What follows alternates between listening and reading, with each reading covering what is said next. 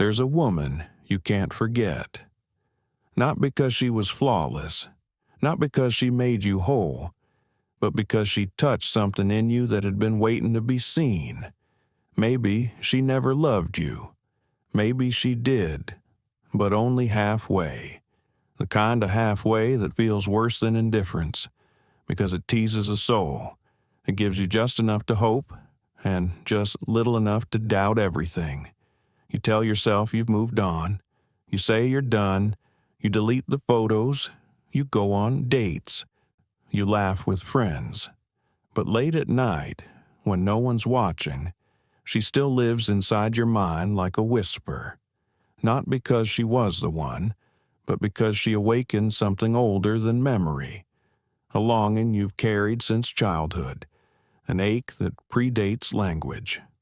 And here's the truth. This video isn't about her. It never was. It's about you, the version of you that kept showing up. The one who gave too much, waited too long, broke too quietly, and called it love. You're not broken. You're not weak, but you are blind. Blind to the wound that keeps repeating. Blind to the pattern that feels like fate, but is really just memory disguised as desire. And until you see it, name it, and stand in front of it with open eyes, you'll keep reliving the same heartbreak, chasing the same ghost, writing the same story with different names. This is not about blaming her. This is about finally hearing the part of you that's been screaming through the silence. I don't want her back. I want me back. And that's where we begin. You meet her. She's kind, curious, maybe even a little mysterious. There's something about her that feels different, but not in the way you can explain to your friends. It's not about how she looks or the way she says your name. It's about what wakes up inside you when she's near. A flicker, a pulse, a sense that life is no longer grayscale. That maybe, just maybe, this is what it means to be truly seen. You don't fall for her because of logic. You fall because of sensation, because next to her you feel like more alive, more worthy, more connected. So you lean in, you show up, little texts, late-night conversations, compliments, jokes, gifts, silence, whatever you think might keep the moment going. You're not pretending, you're just hoping. But then, without warning, something shifts. She doesn't laugh as easily. She takes longer to reply. Her warmth cools, slowly but unmistakably. And you feel it, don't you? That tightening in your chest, that subtle panic, even as you smile. So you double down. Try harder, be nicer, do more. Because in your mind, pulling away means losing the one thing that made you feel alive. But here's the truth. You're not chasing her. You're chasing the version of yourself you felt in her presence. The man who, for a moment, believed he was finally enough. And you'll do almost anything to get him back, even if it means losing yourself all over again. Nietzsche once said, "There is always some madness in love, but there's also always some reason in madness." We like to believe love is a choice, that we fall for someone because of their soul, their laugh, their spark. But the truth is darker, more primal. We don't fall in love with people. We fall into patterns. She wasn't just beautiful. She was familiar. Something about her rhythm matched an old ache. A feeling you've carried for years, maybe decades. She reminded you of someone, not consciously. But in the way she withheld affection, the way she saw parts of you, but never all, the way she left the door open just wide enough for hope, she felt like home. Not the kind you grew up in, but the one your younger self kept trying to survive. The one where love was always earned, always conditional, always slipping through your fingers. So your subconscious whispered, "If I can just make her love me, then maybe I'll finally be enough. Maybe I'll prove I was always worthy." But that's not love. That's emotional redemption. It's a rescue mission for your younger self. And it never works, because she's not the one rejecting you. Your inner child is. The one who never felt fully chosen. The one who decided long ago that love must be chased, not received. And now you replay it over and over, hoping to change the ending. But every time she pulls away, it's not just heartbreak, it's a return to a wound that never got to heal. Until you see this, you'll keep mistaking pain for passion and calling it love. Plato once imagined that humans were born whole until the gods split us in two, and ever since we've been wandering the earth, aching to reunite with our lost half. It's a beautiful myth, but like all myths, it can become a dangerous belief. Because if you're waiting for someone to complete you, you've already declared yourself incomplete. So when she comes along, bright, magnetic, impossible to ignore, you tell yourself, "This must be her, the missing half, the one who makes sense of my chaos, heals my wounds, and gives shape to my soul." You start to believe that without her, you're unfinished, that her attention defines your worth, that her love redeems your past. But here's the bitter truth. No woman can complete you.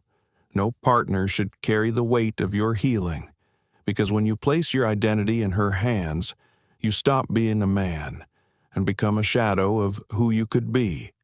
At first, she may try, she may care, but eventually, she'll feel it, the heaviness of your hope, the quiet pressure to be everything, and she'll pull away, not because she doesn't care, but because she's not your savior. You think she left you, but she was never meant to carry you. Love is not about finding someone who saves you from yourself. It's about becoming someone who no longer needs saving, because the moment you stop looking for your other half, you realize you were never half to begin with. You were always whole. You just forgot.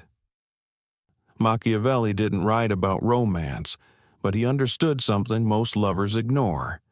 Power is always present, even in love, especially in love. You've been told that love should be pure, selfless, unconditional. But remove power from the equation, and you'll find yourself giving endlessly to someone who never asked you to disappear. Because love, when unexamined, becomes a quiet negotiation, a trade of silence for affection, of boundaries for approval, of selfhood for a place in her world. You think you're being devoted, but what you're really doing is surrendering.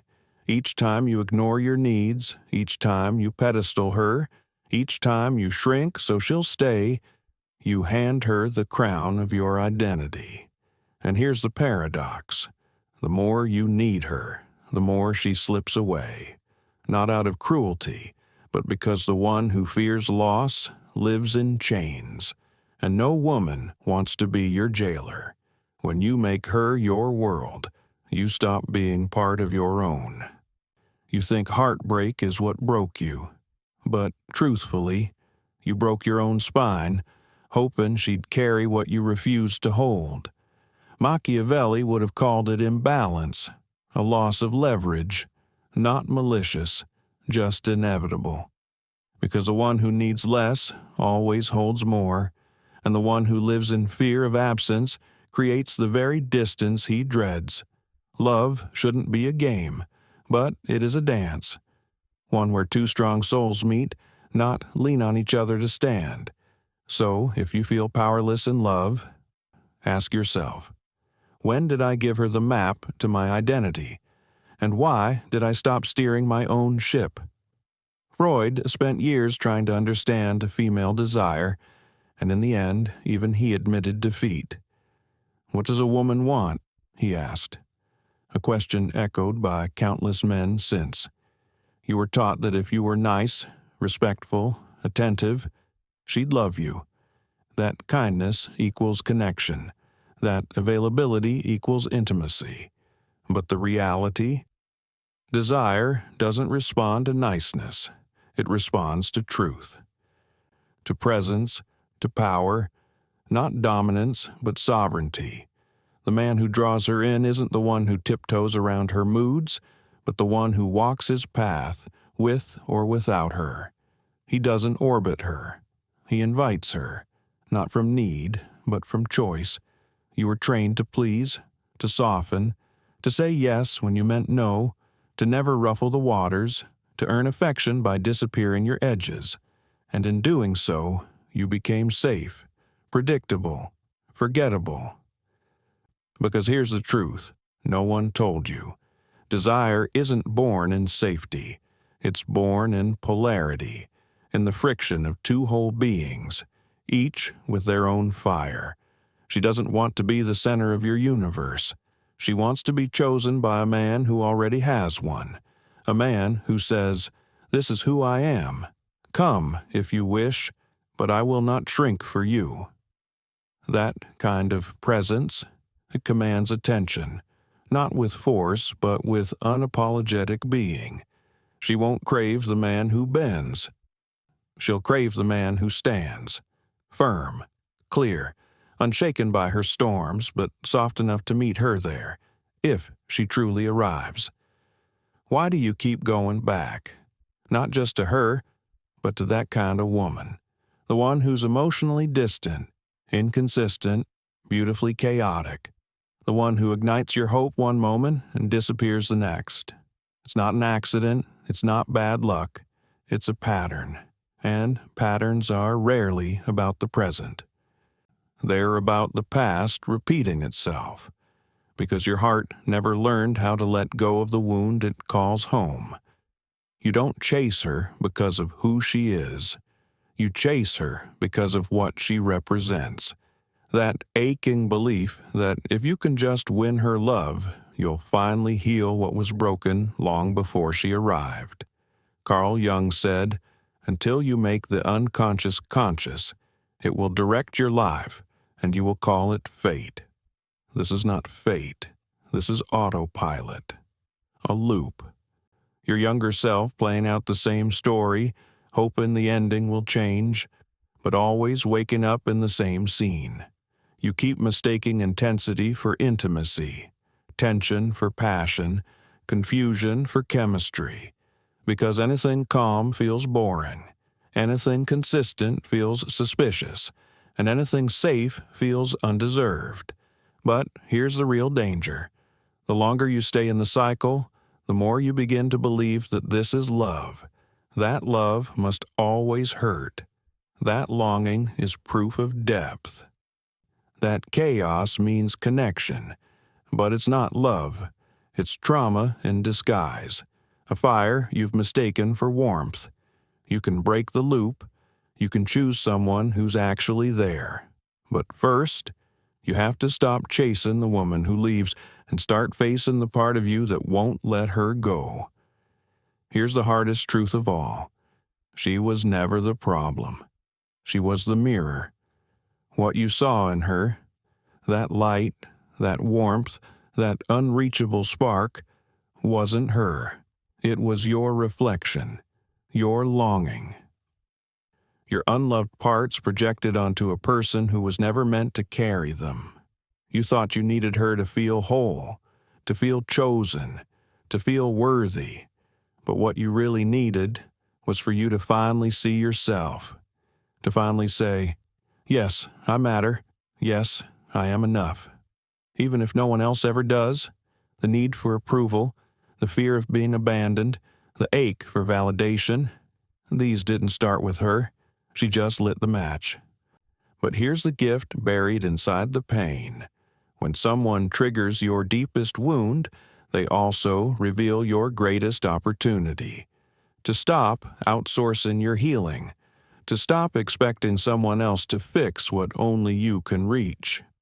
And when you finally walk away, not with resentment, not with bitterness, but with peace, that's when the story changes.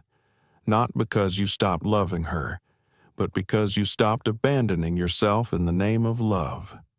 You stopped begging to be chosen and started choosing you. And that's when the right woman appears, not because you chased her, but because you became the man who no longer needed chasing. You don't need to prove anything anymore. Not to her, not to your past, not even to the broken boy still waiting to be seen.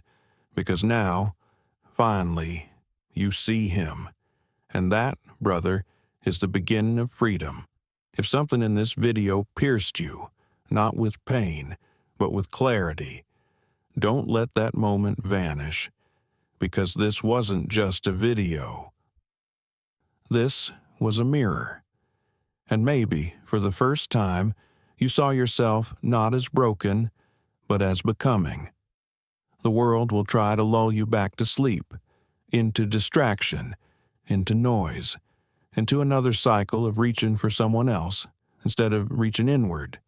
But if you felt something stir, a quiet voice that said, "Yes, that's me, and I want more," then honor it.